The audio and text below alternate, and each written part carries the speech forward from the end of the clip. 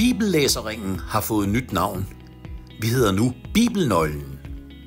Navnet fortæller enkelt og præcist, hvad visionen er for organisationen Bibelnøglen. At åbne for Bibelens budskab. Det er denne fortælling, vi gerne vil gøre endnu tydeligere og stærkere for at nå ud til flere.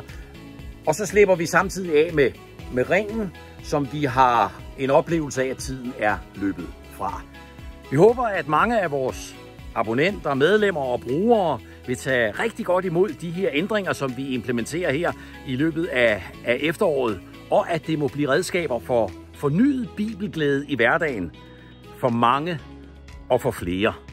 Tjek os gerne ud på vores nye hjemmeside, bibelnøglen.dk. Velkommen.